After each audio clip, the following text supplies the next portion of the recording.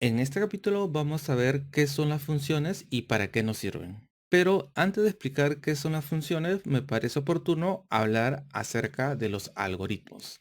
Los algoritmos son una serie de pasos que nos sirven para lograr un objetivo. Este objetivo no necesariamente tiene que ver con la programación. Cualquier serie de pasos que utilicemos para lograr un objetivo viene a ser un algoritmo. Por ejemplo, imaginemos cuando queremos ir a desayunar. ¿Qué hacemos? Vamos a la panadería, compramos pan, venimos, ponemos a hervir el agua, pasamos nuestro café, le echamos pan a la mantequilla, nos sentamos, tomamos desayuno y lavamos nuestros platos. Son una serie de pasos que nos sirven para lograr un objetivo. Esto es lo que se conoce como algoritmos. Y los algoritmos vienen a ser la base de la programación, ya que es la forma en la que nosotros le comunicamos algo a la computadora. Nosotros le indicamos a la computadora la tarea que queremos que realice. Sin embargo, tienes que tener algo muy presente. Las computadoras son objetos que pueden realizar miles de acciones en un tiempo muy corto, pero que ellos no entienden nada de lo que tú le dices. Son capaces de seguir tus órdenes, pero no te entienden en absoluto. ¿Eso qué significa? Que si tú le indicas a la computadora que realice una acción, lo que tienes que hacer es indicarle paso a paso lo que debe hacer. Por ejemplo, si nosotros quisiéramos que la computadora ponga a hervir agua, no podríamos decirle simplemente computadora, pon a hervir el agua, sino que tendríamos que decirle computadora, dirígete a la cocina, busca la tetera, dirígete al lavadero, abre el caño, pon a llenar la tetera, cierra el caño, diríjate nuevamente a la cocina, prenda la estufa, coloca la tetera sobre la estufa, déjalo calentar de entre 10 y 15 minutos y apaga la estufa. Tenemos que decirle paso a paso lo que debe realizar. Si nosotros nos olvidamos de un solo paso, el resultado no va a ser el que nosotros esperábamos. Por ejemplo, imaginemos que nos olvidamos de decirle que abra el caño. ¿Qué va a hacer la computadora? Va a poner la tetera esperando que se llene, nunca se va a llenar porque no salía el agua y va a proceder con los otros pasos, va a poner a calentar la tetera vacía y etcétera. También si nos olvidamos de decir que cierra el caño, lo que va a ocurrir es que el agua se va a desperdiciar porque va a pasar y va a pasar y va a pasar, ¿no? Entonces va a ser la habilidad del programador cómo diseña un algoritmo. Si diseña un buen algoritmo, no vamos a tener errores inesperados. Muy bien. Pero siempre cuando nosotros programamos, existen tareas que vamos a querer realizar una y otra vez. Te pongo un ejemplo. Imaginemos que en nuestro programa tengamos que calcular varias veces la edad de una persona. Entonces, ¿qué significaría? Que cada vez que queramos calcular la edad de una persona, tengamos que escribir un algoritmo que me calcule eso. Ahora, imaginemos que, no sé, calcular la edad de una persona nos tome 5 líneas, 5 o 6 líneas de código. Es un algoritmo pequeño, pero hay algoritmos que pueden tener, no sé, 50 líneas de código, 100 líneas de código. Y ahora imagina que ese algoritmo lo tengamos que utilizar varias veces en nuestra aplicación.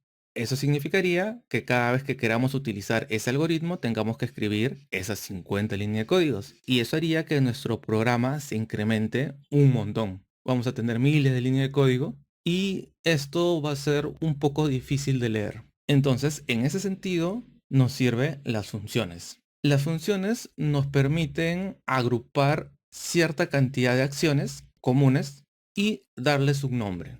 Poniendo el ejemplo de hace un momento acerca de poner a hervir el agua, nosotros podríamos agrupar todas esas acciones en una función. Cada una de las acciones, ir a la cocina, agarrar la tetera, ir al lavadero, etcétera, etcétera, lo podríamos agrupar en una función y ponerle a esa función un nombre identificativo como por ejemplo hervir agua. Entonces, cada vez que necesitemos que la computadora realice esa acción, ya no vamos a llamar al algoritmo completo, o sea, no vamos a tener que escribir de manera completa ese algoritmo, sino que simplemente hacemos referencia a esa función y la computadora va a entender que nosotros queremos realizar todas las acciones que hay dentro de esa función. Espero que quede claro para qué sirven las funciones. Y por otro lado, vamos a trabajar con dos funciones, con dos tipos de funciones con funciones preestablecidas por PHP. Eso quiere decir que son funciones que nosotros no hemos escrito, sino que vienen con el propio lenguaje y que nosotros podemos utilizar. Pero también existen funciones que nosotros mismos podemos diseñar. Podemos agregar funciones y, como menciono, agrupar acciones dentro de una función. En este capítulo vamos a hablar sobre las funciones preestablecidas por el lenguaje. Ahorita simplemente vamos a ver algunas, existen mucho más. Yo te recomiendo que siempre que tú programes, te guíes de la documentación del lenguaje que estés aprendiendo. Por ejemplo, acá vamos a escribir PHP y si ingresamos a la primera opción, vamos a encontrar la documentación de PHP. Acá podemos ir directamente a donde dice documentación y vamos a encontrar lo que necesitemos. Muy bien.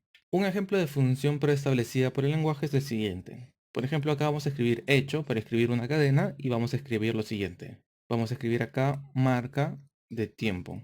Si nosotros necesitamos colocar una marca de tiempo, lo que tenemos que hacer es utilizar la función llamado time. Esto lo vamos a concatenar con un salto de línea y vamos a ver qué nos devuelve. Nos vamos a nuestro navegador, vamos a ingresar al localhost, a mi proyecto, y acá encontramos que nos retorna lo siguiente, este número que tenemos acá. Podemos utilizar otra función que nos va a servir, por ejemplo, para calcular la raíz cuadrada de un número. Por ejemplo, acá vamos a escribir raíz cuadrada de 9. Escribo raíz cuadrada de 9. Y para hacer ese cálculo podemos utilizar la función sqrt. Y lo que tenemos que hacer es dentro ponerle el número al cual queramos sacar la raíz cuadrada. Por ejemplo, vamos a poner 9.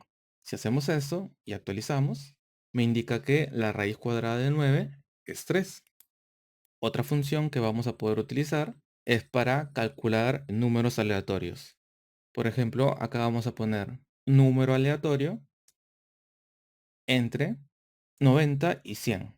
Y si queremos sacar un número aleatorio entre 90 y 100, lo que tenemos que hacer es acá colocar la función rand y dentro pasarle los parámetros entre los cuales quiero que me aparezca este número aleatorio. Entonces voy a escribir acá 90 y 100. Actualizo y me dice números aleatorios entre 90 y 100 y me aparece el número 90. Si actualizo, me aparece otro número. Si actualizo, otro número, otro número. Como ves, son números aleatorios. Y esto también se va actualizando ya que es una marca de tiempo y conforme pasa el tiempo me da un nuevo valor.